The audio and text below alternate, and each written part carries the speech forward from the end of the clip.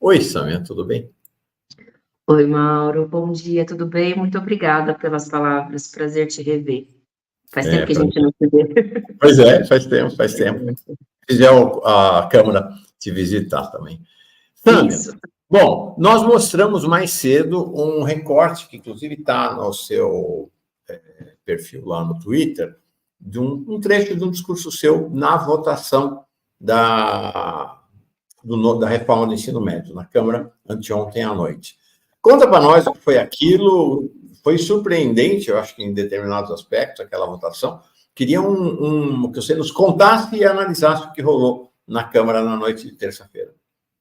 Na hora que ela foi a última votação da reformulação do ensino médio, né? O governo federal, através do MEC, fez uma consulta pública, houve fóruns de participação com a comunidade escolar, estudantes, professores, pesquisadores.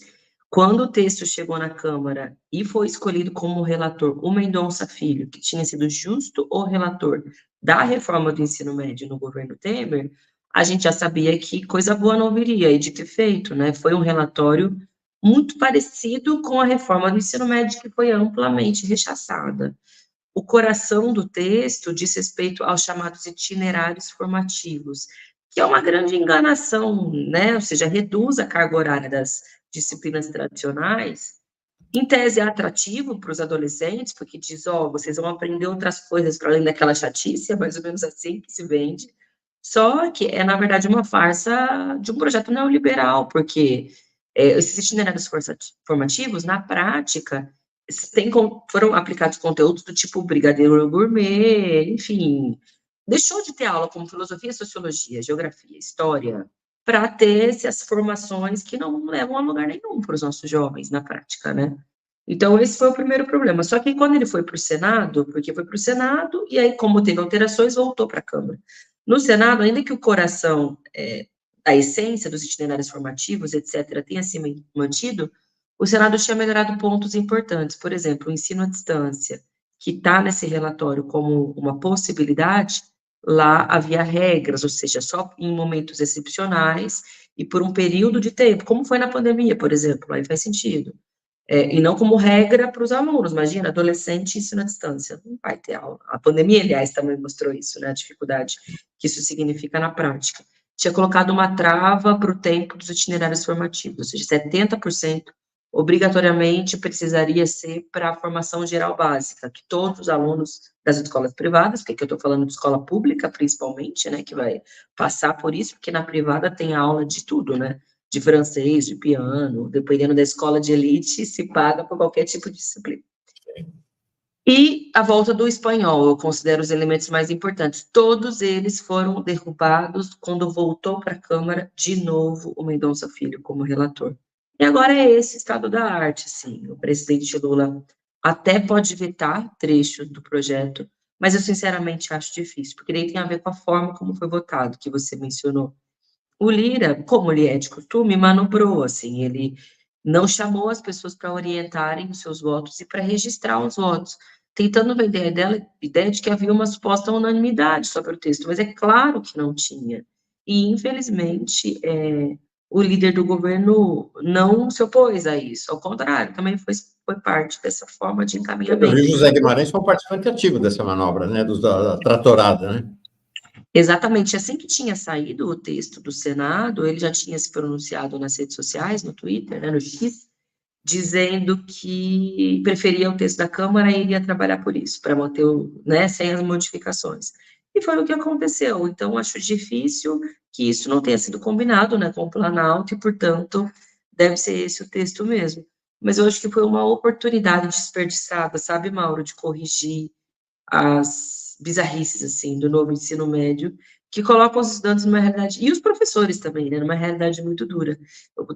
Dou o exemplo de São Paulo, que é piorado, porque tem também aquela coisa das plataformas que o Tarcísio, né, está obrigando os professores a utilizarem e anulando, porque na prática o professor bota um slide, sei lá, para os alunos verem, anula o professor, mas os alunos efetivamente não estão aprendendo nada. Tem adolescente que não sabe, né, interpretação de texto, não sabe contas matemáticas básicas, e o ensino médio, dessa forma, vai aprofundar essa formação precaríssima. Então, muito preocupante, uma pena, foi daí que eu fiz a intervenção, outros parlamentares contrários também, mas nós fomos minorias e fomos golpeados, né, pela forma e pelo conteúdo do ensino Eu médio, que soube que vocês não puderam nem orientar a bancada e nem teve votação, né?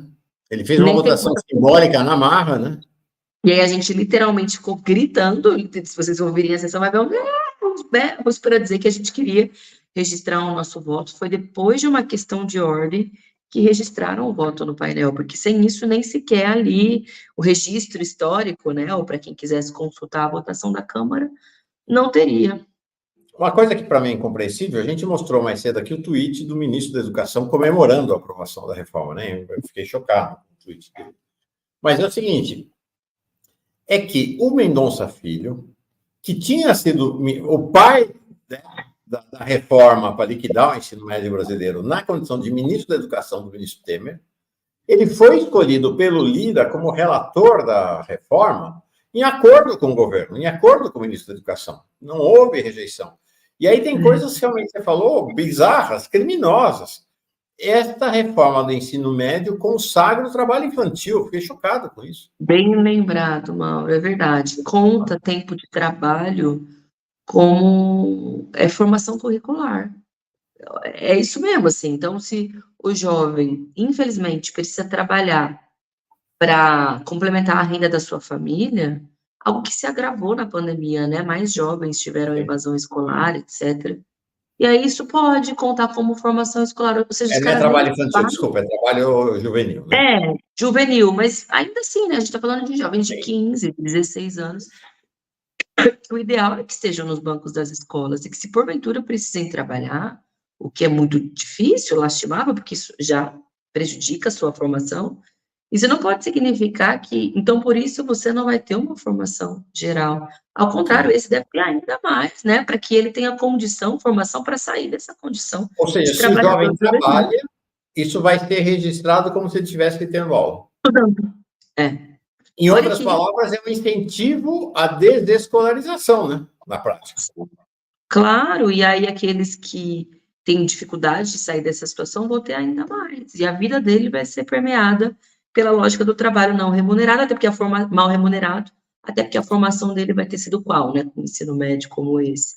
Muito grave, Mauro, muito, muito grave. E você mencionou, né, que o Camilo Santana comemorou, não sei o que ele está comemorando, porque não há absolutamente nada a comemorar, mas eu acho que tem a ver com uma lógica do governo de apostar que a composição, né, com os setores da direita significa uma vitória para um projeto, e não é. Tá bom, eles precisaram compor, mas nem por isso considere uma vitória, entendeu? Não comemore aquilo que de fato não é, mas, enfim, Brasil 2024. Queria falar contigo sobre esse cenário político institucional hoje, né? Parece que o governo vem crescentemente sob o argumento da frente ampla, fazendo um giro cada vez mais à direita. Não sei se é essa a impressão que vocês têm lá na Câmara dos Deputados, no Congresso Nacional. Hoje fui surpreendido pela notícia de que o líder do governo no Senado, Jacques Wagner, anunciou que o governo fechou acordo e vai aprovar lá no Senado a autonomia integral do Banco Central, autonomia financeira e orçamentária. Fecharam o acordo, né? Então, como é que vocês estão vendo esse movimento político institucional do governo e aí, em que medida isso impacta também as relações com o PSOL?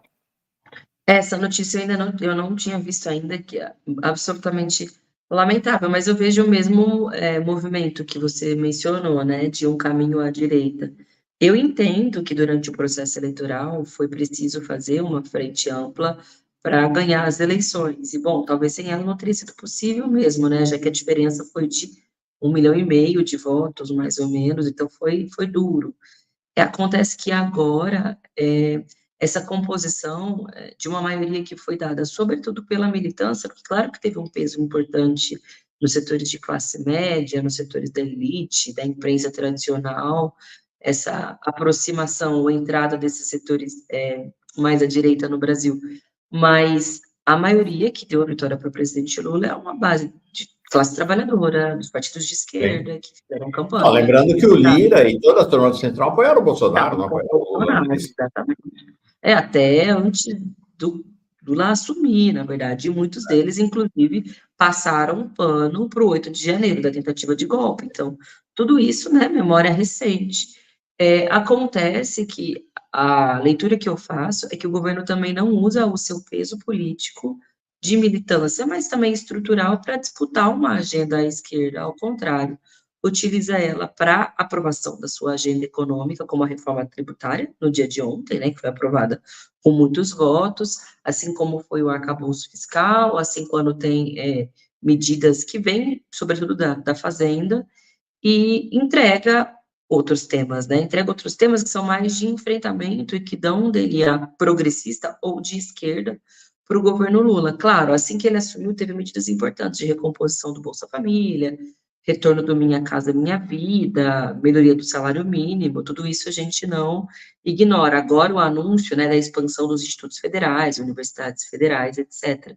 Mas tudo isso vai estar submetido a partir desse ano por um arcabouço fiscal brutal, que fez o governo já anunciar que vai ter o corte de 25 bi, se eu não me engano, já de recursos, ou seja, não vai dar para executar, porque as regras do arcabouço fiscal são muito draconianas e comprimem mesmo, e não disputa a agenda. Tem vários. Aí tem muita gente que me fala, né, Sâmia, mas não é papel do governo disputar a agenda, disputar a opinião, o papel do governo é governar. Bom, eu vejo como governar também uma disputa ideológica, uma disputa política quente, porque ela é necessária num contexto em que a maior força política de oposição é não só uma direita tradicional, é uma extrema-direita feroz, que está vindo com tudo nas eleições municipais, que quiseram aprovar o PL do estupro, que provavelmente vão aprovar a PEC das drogas supostamente resposta ao Supremo, que está firme e forte, entendeu? Tentando pensar quem é o sucessor do Bolsonaro. E a gente faz o quê? Abre mão do próprio programa para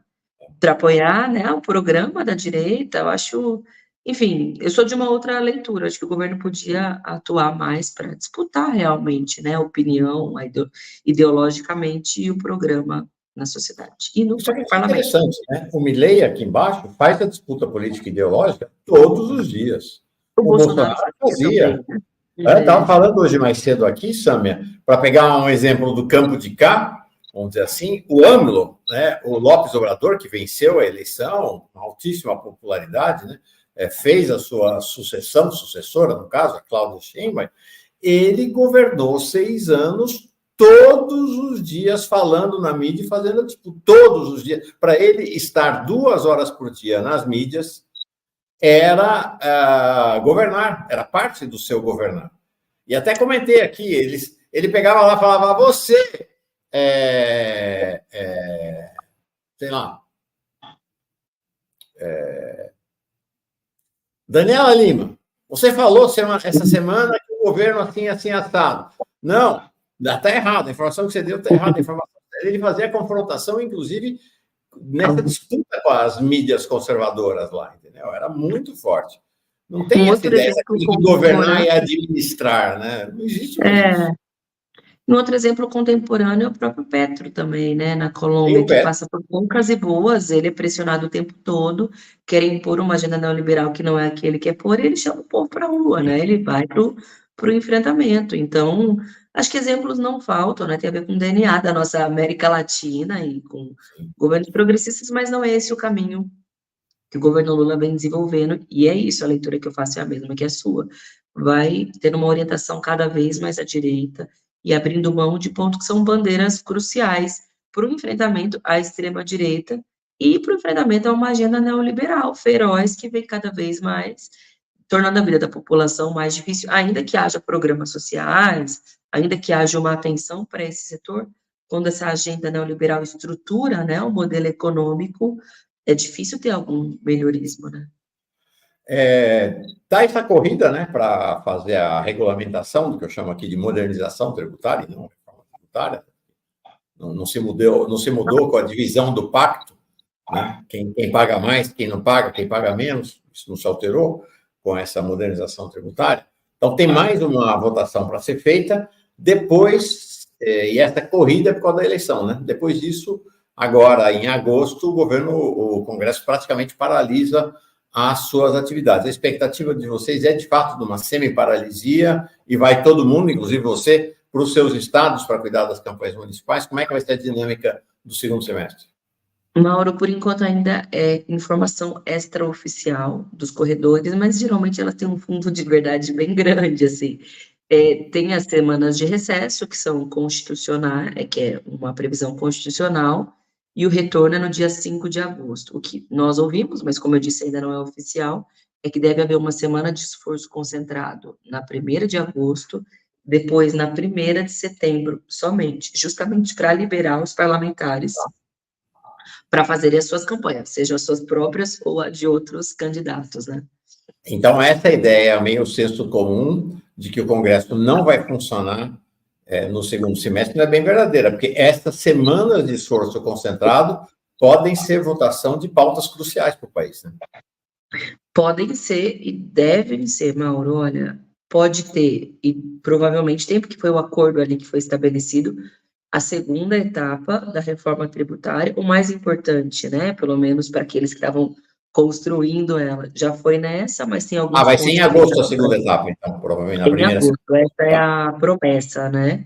Houve uma ameaça lá atrás por parte do Lira de que votaria aquele PL do estupro para um grupo de trabalho em agosto. Com um calendário como esse é mais difícil, a não ser que o grupo de trabalho tenha uma semana.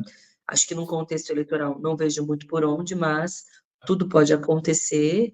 E tem a própria PEC das drogas, que, ao que nos consta de bastidores, também é uma das promessas e negociações que envolvem a sucessão da mesa diretora e uma das exigências da extrema-direita para votar em Elmar Nascimento, sucessor do Lira para a presidência da Câmara. Então, pode ter coisas que são muito importantes. A diferença é que, ao invés de ter tempo para discutir, é feito de forma assodada, geralmente resolvida no colégio de líderes, sem tempo para que a população entenda e até boa parte dos parlamentares que estão ali, que só botam o seu dedo, entendam também.